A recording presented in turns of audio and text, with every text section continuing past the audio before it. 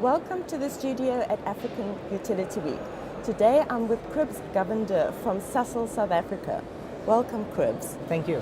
I believe that your area of expertise is gas to power. So my first question is around the very first large-scale gas to power project in South Africa. I'd love to hear more about that.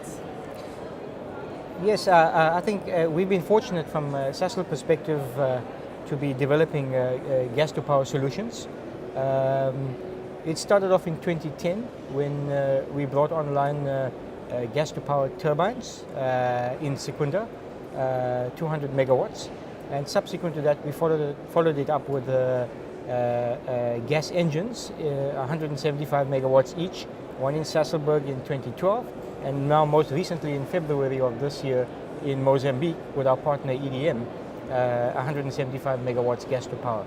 So it's a exciting time in the space that we are right now, and the focus with gas to power, cleaner electricity generation, quicker, more modular. You know, it's good times, I think, in terms of being in this space and developing this this form of generation in the country. Sub-Saharan Africa has quite substantial resources around gas, and it's being developed now. Why now? Why has it come to the fore? I think it's taken a bit of time in the sense that the market needs to develop. Pricing needs to be reflective so it can reward capital that goes in for new generation. So it's a perfect storm, if I can put it that way, in the sense that where the market's developing, technologies is coming to the fore, and in the upstream side, more gas is being found in the region, and that bodes well in terms of finding ways to monetize that gas. And the export market of gas has historically been very strong. How can we change that to keep the gas here and utilized here? I think export market for large gas resources will always be there.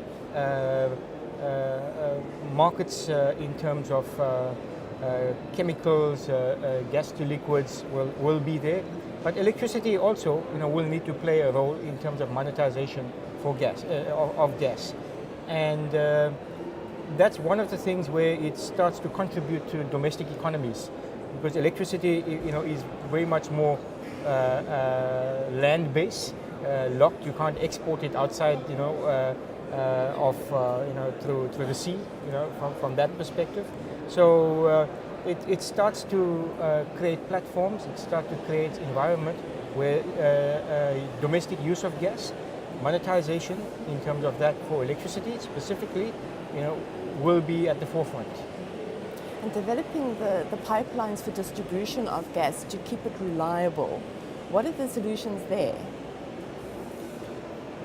I think the pipeline market is, it's traditionally been there. It's a well-established market. It will continue to play a role, both in terms of large industrial use, and I think increasingly in terms of domestic use for diversification of energy sources. So we've seen it in South Africa, in the Gauteng area, where there's a reasonable gas distribution network, and as these things grow, I think the consumers would get a bit more confident in it, enjoy it in a different way, and have a balance between gas usage in its form for heating and cooking, as well as for electricity usage in terms of our homes and our light commercial industry. So customer education is also something that needs to be concentrated on. However, there are environmental concerns. What are the main environmental concerns that we have to face in terms of gas?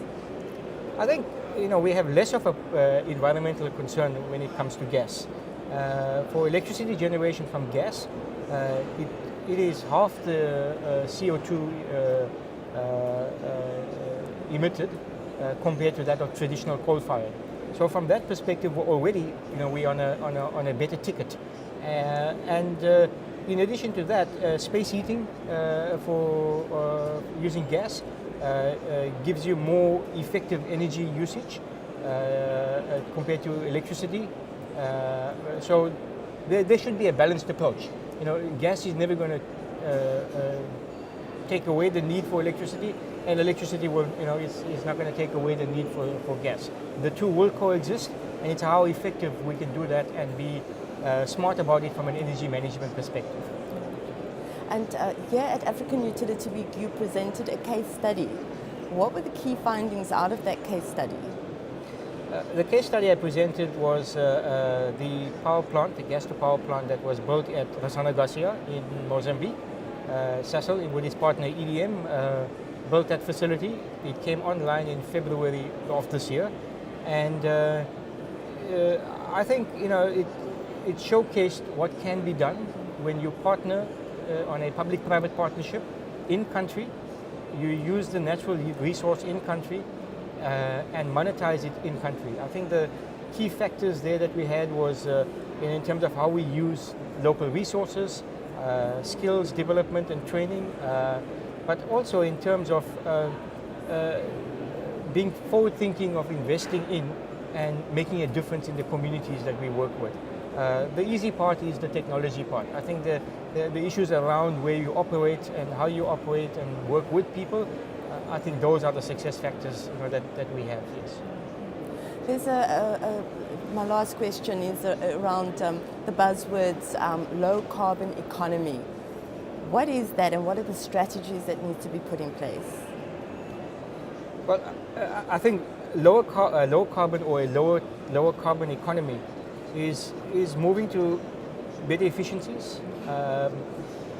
We're moving that way from a Sasol perspective, you know, in terms of utilizing gas, which, you know, has a lower carbon footprint, and being effective in how you manage that in terms of its uses, and being able to contribute to the economy broadly, more than just in the products that you make, but also in terms of multiplier effects that, you know, one has in the economy that you work with. I look forward to seeing a lot more around gas developing here at African Utility Week. Thank you for watching.